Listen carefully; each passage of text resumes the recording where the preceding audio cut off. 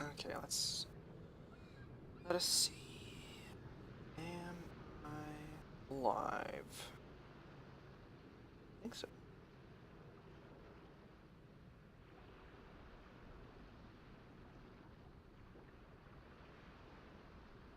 Come on.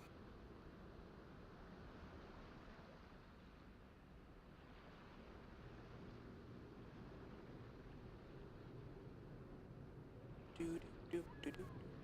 Aha! Yes. Okay. Good.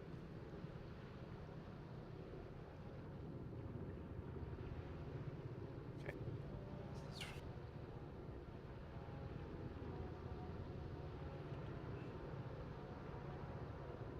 Okay. So I want to try it this way. I tried using Shadowplay to record, and then the audio got all messed up, and it was really weird. So what I wanted to do was I wanted to make a video, since a lot of people seem to be playing carriers, and some of my friends started playing carriers, and I found it very difficult to really explain some of the stuff to them, and I felt like this is just something I wanted to show you. So I wanted to make a video for all those people who wanted to, for some reason, try carriers before the rework. And I think that's actually a good thing, because a lot of people don't understand actually how carriers work, and because of that, I think there's a lot of negativity around carriers. There's a lot of people who are excited for the rework, not understanding what the rework does, and of course, that's actually kind of fun for me sometimes. Is uh, when I get lucky, well, not necessarily lucky enough, when the opportunity arises, and that's something I'll talk about uh, when I get to the later carriers, to actually score kills in high tier games, because you can do a lot of devastating damage, but it's more of you exploiting an opportunity and really displaying your skill, and then having them complain that there was no skill, which is something I'll talk about with later games, and why, because there's a big, huge difference. So let's look at the tech tree, and let's bring up the tech tree so we can. There's a big, huge difference just between 4 and 5 gameplay and everything else. Um, so here you are now. You've played. We're gonna start with the American tree because the Langley really is sort of the first carrier, and so I want to talk about the Langley and use that as a sample for all carriers. And then at another stream and another video, I will go over Japan and the difference between the Japanese carriers and the American carriers and how they kind of play. So I went and I bought a Langley because I had sold it, just like I sold my Bogue and my Independence, because if you probably saw, I've kind of been all over the place, and just now really gotten back, which I probably have my Essex by now if I hadn't done that, or maybe even my Midway. So that so you've played through your American cruisers, and you've played now through the South Carolina and the Wyoming, and you've unlocked the Langley. Congratulations. So what exactly going to do with this? Because carriers are completely different. It's a game within the game, and I feel like this is something that they should. Did the stream just stop? Why is there a black screen? Oh, because there's an ad. Cool. Um, is this an ad? I don't know. That's real confusing. I'm confused now. I hope this is working. Um, so, and maybe another video I can talk about how I feel like they should do. But so now you have the Langley. So you're gonna be looking at this right now, and you now have these nice, wonderful new aircraft modules. What exactly do they do? Well, one of the first big differences, besides how they play on the actual battlefield, is the fact that you do not have guns that you control. Instead, you have groups of aircraft. And there are 3 types of aircraft. You have fighters, torpedo bombers, and dive bombers, which all have their uses, stuff like that. So, what I would first suggest, so we're going to go ahead, I'm going to go over the modules and what they all do. So the first one over here is flight control. This one does not have a whole lot of meaning anymore. They took most of the flight controls out. and most of them are just a standard. Which, when we look at the Japanese still have different ones. The Americans do not. Pretty much all Americans, you just get one flight control, and that is it. Because it used to be that you could swap out, and you had a fighter package, and then you also had a strike package, and then not anymore. It's all this kind of standard for American, where you'll have a fighter squadron, a torpedo squadron, and then a dive bombers. And then at higher tiers, you'll move up to 2 dive bomber squadrons. So you'll have that for, I believe, the Independence, and then the Ranger, the Lexington also. And then after the Lexington, when we move to the Essex, you'll get 2 fighter squadrons, and then finally with the Midway, you'll have 2 of each. Torpedo bombers, of course, as you've probably experienced from your Tier 3 and Tier 4 battleship gameplay, deal a lot of damage. They're pretty hard hitting. Dive bombers, maybe you don't worry so much. Most of their damage, because they're high explosive, torpedoes, just like with destroyers, huge sorts of damage. But your bombers are mostly high explosive, so they work just like high explosive shells. And so most of their damage will come from the setting of fires. And then, of course, you have your engine. This usually, there's a couple that have engine, but typically you don't mess with that. So what you will go through, and what I suggest for lower tiers, and probably for all tiers, the first thing you should upgrade is your fighters. Your fighters are an intricate part. They are super important to everything, because they are your main form of defense. Because they're really good at shooting down planes. They're your main form of protection for your bombers against enemy fighters.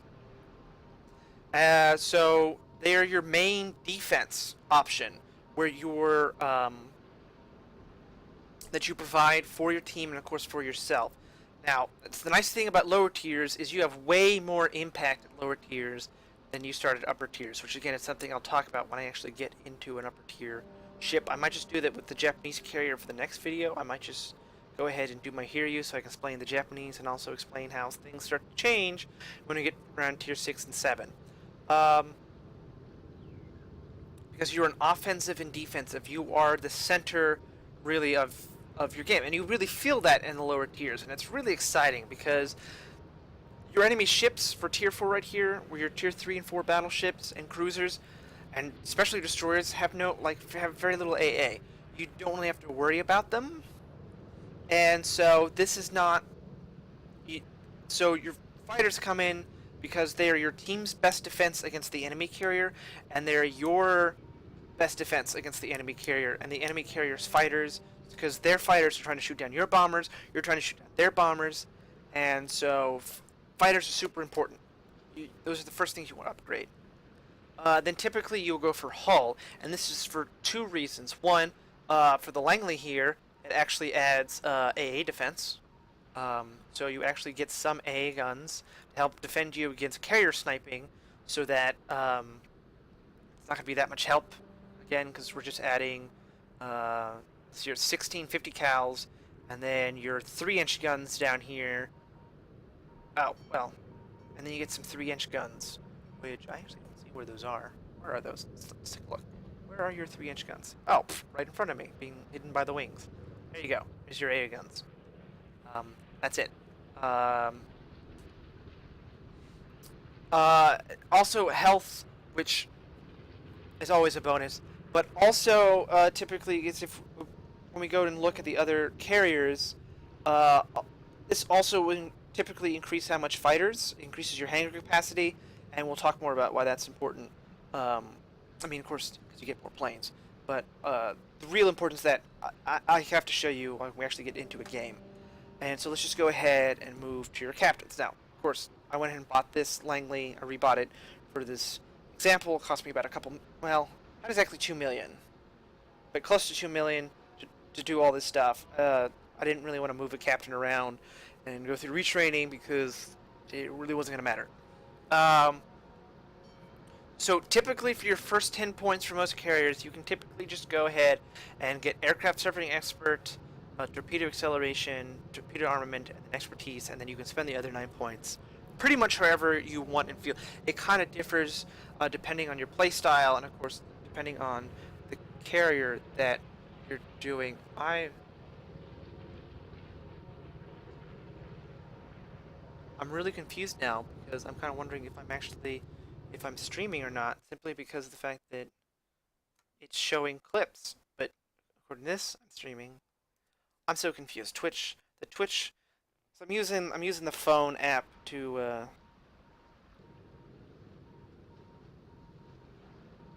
don't want to watch the video. Okay, yeah, okay. I guess I have been streaming. Anyway, um, it's very confusing.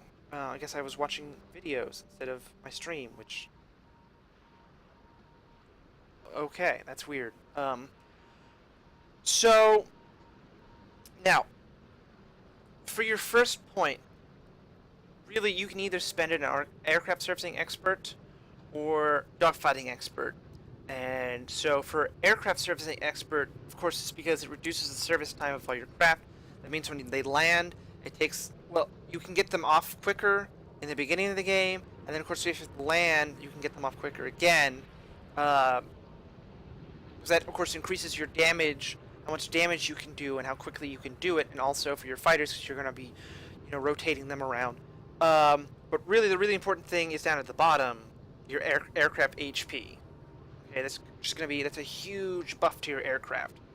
And how much damage they can take. For lower tiers, this may not be where you want to spend your first points, because for Americans, you might, just because of the fact that like the lower tier carriers, 4, 5, and 6, and also 7, tend to have, like, if you look here on the flight deck here, here's this little square here. That's your aircraft elevator. It's only got one elevator. And this actually factors into things. Plus the fact that you have these big 6-plane squadrons, that also increases service time. So Japan can get their squadrons off faster, but they tend to have... It balances out because they have more squadrons. We'll talk more about that.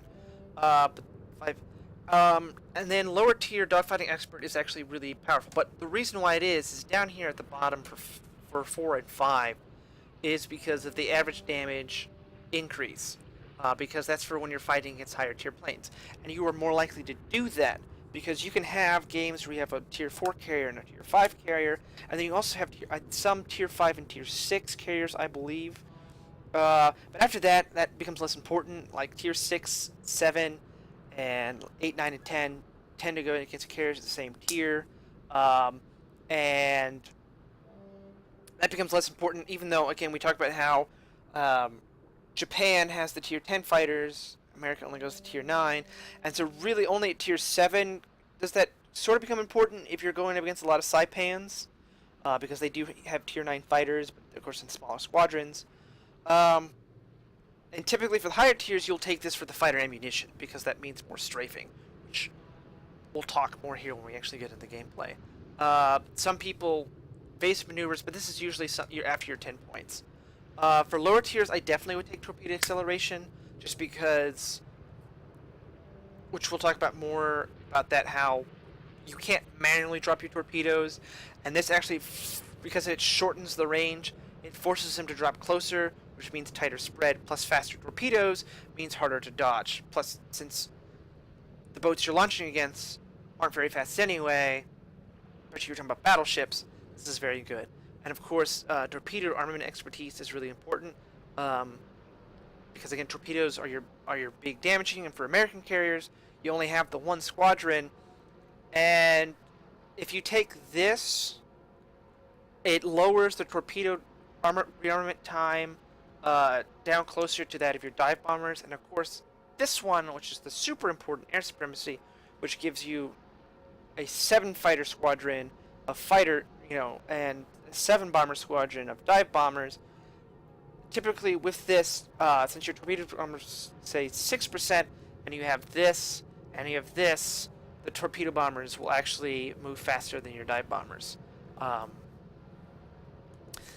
Then for your other points, pretty much endurance can be useful, but the whole point is you shouldn't be taking damage.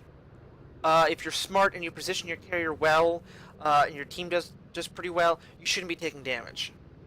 Though in case you do, you might take, some people take emergency takeoff because of destroyers that come behind you and they set you on fire.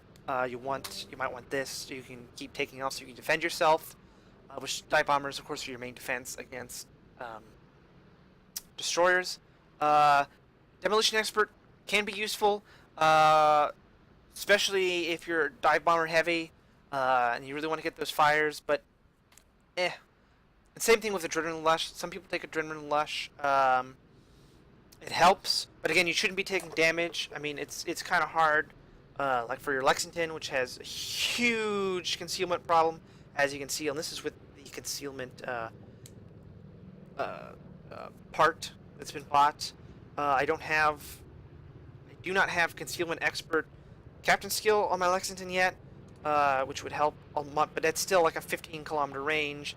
And most of the time, if a destroyer wanders into a point, I get exposed, and then they'll shoot at me. So Adrenaline Lush can be useful, especially in at lower tiers also, because of the fact that their carrier sniping does happen. And so that can come in use, but typically, and then Rear Gunner can be useful for lower tiers, mostly because since you can't do strafing runs, the only way is to attack, which is again something I'll show you here, and we'll talk about why that's important. And then also your fire trainings can be useful because again that boosts your AA defense and helps you protect against sniping, which is more important than your secondary guns. Because while I have gotten kills with my secondary guns, because enemy destroyers were low health and dumb enough to wander in, and some of the higher tier carriers do have some impressive secondaries. That's not going to happen a whole lot. So really, it's up to you. But the big four are over here, and we can talk later about how they become less important. Which again, I also mentioned for Demolition Expert for Americans. I should make this point that once you get to tier 8, you can get AP bombs, which is usually what most people take because of how stupid they are right now. And of course, if you have an AP bomb, this no longer works because you can't set fires with AP. It's only with HE. So let's just go ahead and let's just go and get into a quick co-op battle because they should be quick enough, and that way I can show you some of the principles of how combat works at the lower tiers, which I should also recommend that you do co-op battles when you first get your carrier, just so you can explore some of the things and try and figure stuff out. So here we're going to have a couple battleships, some cruisers, and some destroyers, and of course another Langley. And I don't know how much of a mirror there's going to be here, but this way I can show you how it works and the principles of it, and how you are way more effective in lower tiers than you will be in upper tiers, because you'll see like how much of an impact you really have. So this is how you'll begin, and if you hit the shift key, you can go down in this view. I disable shift just because of chain commands, and I can recommend. But as you notice here, hit F to set up your squadrons, and they'll just automatically launch, and they'll start orbiting around you. Which is, like, I can take my fighters, and I can order them over here, or I can order them over here, and they'll automatically defend this space, just like spotting aircraft, or the catapult fighters. And of course, also, if you were to order them to go someplace, they will also start the takeoff process. But here we talk about service time. It takes about, 10 seconds, 11 seconds, 12 seconds for your aircraft to take off. I think that doesn't change. I'm pretty sure it's the same. But so your one button will, and then there's some things you can, that lets you move it around. But, just lets you control your carrier just like any other, which is part of the carrier things. You have to watch your carrier, and you have to watch your fighters, and more importantly, you have to watch your team, because this is where we talk about in upper tiers, where you're going to have to be very mindful and make really exploit. And this is where we talk about defense. So this is all I can do in lower tiers. So 4 and 5, because I do not have manual. I cannot strafe. I have to order my fighters with the left click to begin attacking. Now this is useful because this is the same as like if they had activated AA defense. This now ruins their bomb dispersion. I'm actually going to go over the torpedo bombers. Those are more important. But the problem is I don't like to do this because this also puts my fighters in danger, because now his AA guns, his guns that he is on the back of his bombers, can now engage my fighters. And that puts my fighters in danger because some of them are pretty nifty, though. And also, it's all pretty much RNG. Now, of course, I didn't go over add-ons, which I'll talk about add-ons. Maybe the next stream or after we're done with this. That is pretty much all RNG. Though, as you can see, I did a ton of damage, I think. And I'm mostly now doing the whole spotting thing, which of course is really important. And I don't really have to worry about my fighters. They might get lucky. This destroyer might get lucky, and kill one. Wow, this guy is just. Oh, that is also AI. Man, like, are all these dudes AI? There's only a couple people. Wow. Maybe I shouldn't have done a co-op because this is going to be silly. Group 2, standing by for instructions. Over. We're under attack. And it's pretty much, a lot of it's just RNG. For the destruction of fighters and stuff like that. This is why manual fighter control, like automatic fighter control, just kind of sucks. Wow. But basically, this tab changes the angle, and this is the only way. Of course, and here we go. We can watch where. Crap. Group 4, engaging enemy. And okay, change this.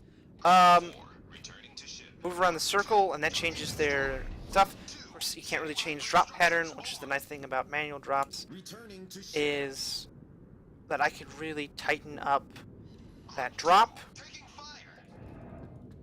But again, and this is why you want to take the torpedo thing, because then I would have dropped those closer. It would have been a tighter drop, stuff like that. And also why, really in lower tiers, the only time the rear gunner matters.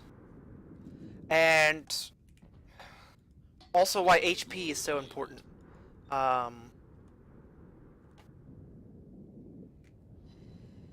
HP is so important just because less chance of me doing this much damage, and less chance of the AA actually being able to shoot something down.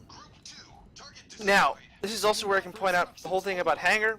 This down here is your hangar capacity. These are how many spare stuff that you have still in your hangar.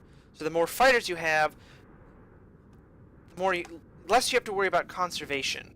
I just want to change to get closer so that I can strike faster. So the less I have to worry about losing 1 or 2 fighters. Obviously, you never want to lose a whole squadron. You lose a whole squadron, it takes a while. It takes longer to replace a whole squadron than it is to replace a couple fighters. They come in, and then it's pretty much normal servicing, which maintaining present course. could be a lot faster. Again, if I had a higher tier captain, but I don't. And I'm not gonna waste a higher tier captain. I'll just show I'm actually playing higher tier. So I mean, this is just the basics. I think this is pretty nifty. For dive bombers, typically those are fine just to leave alone. Simply because, as you notice, most of their stuff is about the same size as the ship anyway. These are kind of small, and these are kind of wide dispersion. It gets better with higher tier bombers, and you kind of just have to guess which way they're going to be facing, because you kind of want like this. But that's actually pretty good. So I got 2 hits out of the 6, and I got a fighter fire. Drop torpedoes on this Nassau. But again, this is pretty wide, and this is one of the reasons why American bombers are a little bit, because, you know, it's harder to dodge 6 torpedoes than it is to dodge the 4 of the Japanese. Which, again, we'll talk more about that when I actually get to the Japanese. And you kind of want to guide it to where, which of course he was paying attention. And this is usually what I tell my friends, like, okay, if a dive bomber's coming after you, you want to turn into them, and so you sometimes want to fake them out, and then other stuff. I hit F, force them to return, by the way.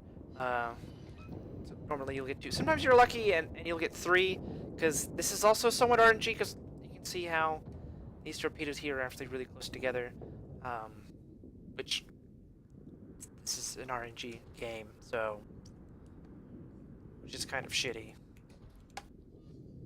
But I mean, I can just keep sending my stuff out. I don't have to worry so much about the AA defense. So you have a huge impact. I think this is where a lot of the negativity comes from, because of the stuff that you're able to do at higher tier, which I'll show you. Less so, because of how big AA bubbles are, and because of some of the weird decisions that they have decided for how AA works. And also things like the Atlanta, which are just stupid. And why manual commands are really important. So, like, I would do something like this, and that will order him to, of course, launch, move up here, come down here, and then, you know, attack this, and then I might want to say, okay, and then go back here, and then return. Airborne. Oh, I don't think I can add that many commands. There we go. And then return, because I might be worried that there might be some AA down here that I want to avoid, and so I do it this way so that I don't so much have to worry about it.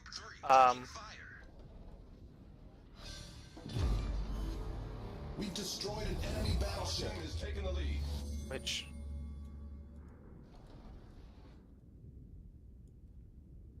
you know, like this, to minimize time in enemy AA bubbles. This is why I have shift disabled,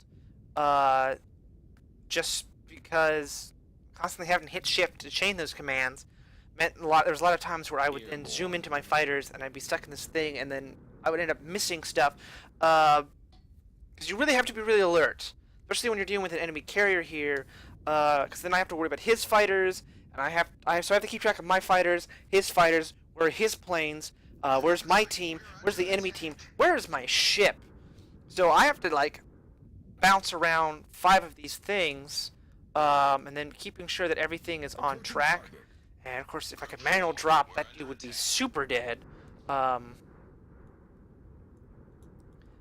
then, you know, this sort of stuff. Really only 1 hit. Again, RNG.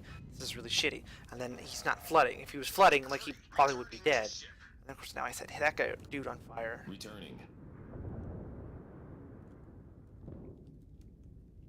And this kind of stuff. So, like, and then there's the question, like, oh, well, should you focus on one target? Should you be scattering your damage around and trying to weaken things? I would say depends.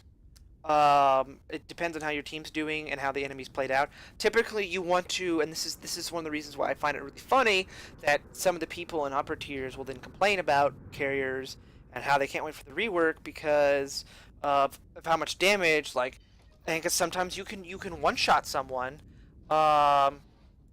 Secondary should kill that. I don't know why does the Turin not have secondaries. I mean, this is weird.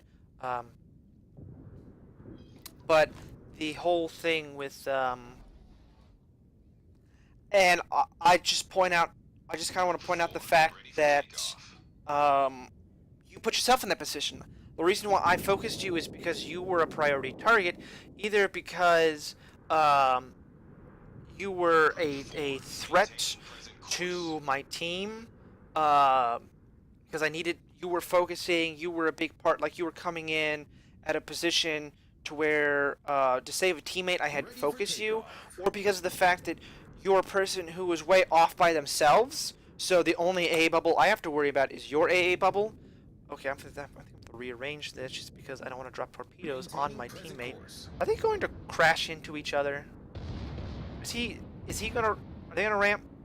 This is funny. Engaging enemy. Group That is 4 funny. returning. And he still drops. See, that's really annoying thing about when you do automatic drops, you don't have this control, is, well, because they'll do stuff like that, and they'll lock into stuff, and it's really annoying, and, see, which is something that's really annoying, like, when I'm dealing with my fighters, and I'm focusing on my fighters, going against his fighters, and doing this kind of song and dance, and trying to move stuff around, or trying to move myself, and then I send my stuff out to, then they lock into stuff, and then I can't drop them, and that's something I'm trying to work on, but and it's kind of like you're putting yourself into a position to where I can exploit you and exploit the fact that you're out of position and you're off by yourself, and thus you've presented yourself as a very, very nice target that I very much want to attack. Then you really have no one to blame but yourself. Like, you have made a mistake, I'm exploiting that mistake. And so that's the thing that the carrier can do, is I can hold my stuff back and wait for a target to present itself, and then I wasn't really watching, and I'm still gonna get some hits. But how many hits? Airborne. And stuff like this. And this is also where I might want to talk about carrier sniping, and where Victory is in sight. something I could have done from the very beginning is just set all my planes and try to kill him, even though it's kind of hard at lower tiers to do that, since you can't manually drop. I can't get the accuracy needed to deal the huge amount of damage that will kill him in one go. Which is where Adrenaline Rush comes in, and how important that can be. But since there's... So carrier sniping is a problem, but it's also not a problem.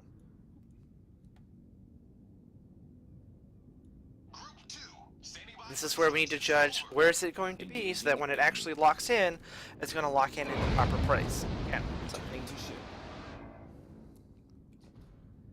something that people should be aware of.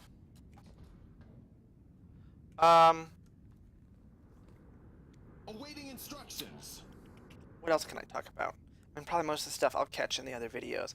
And I'm pretty sure I've showed the basics enough to get you started on your carriers. So you can just have a grand old time playing carriers and talking about how... Like, this is the only time, really, that you'll just be clicking on a target, because that's all you can do, is click on a target. I can only left click, but see here, now I need to I have to readjust these, just because of how he's moving around. But like I said, I have no other option but to click on targets.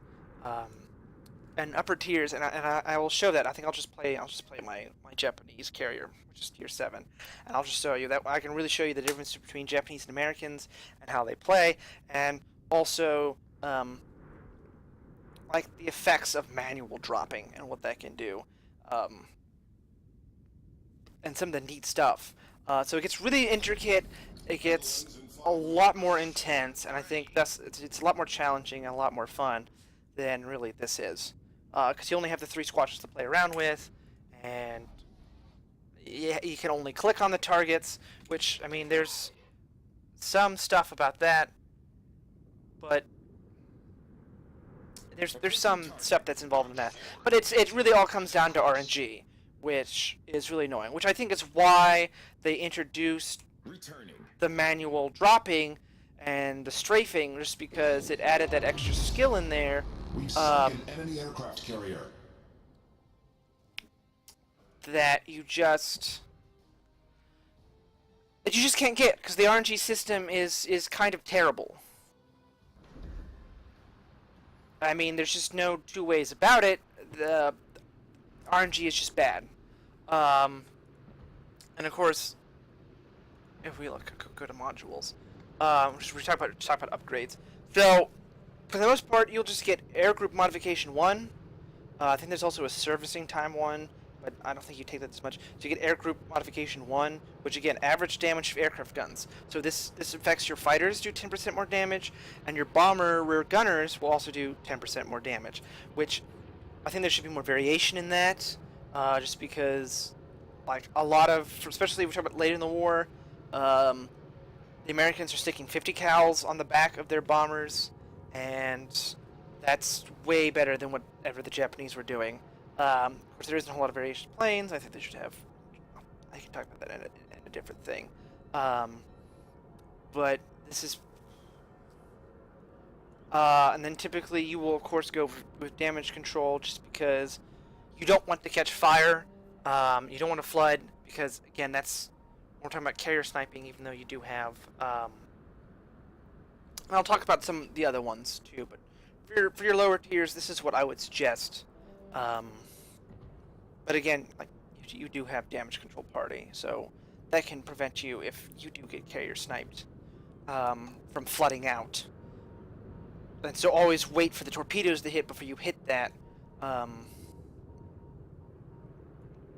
If you don't get set on fire, but that's carriers. That's low tier carriers. That should get you started. So until next time.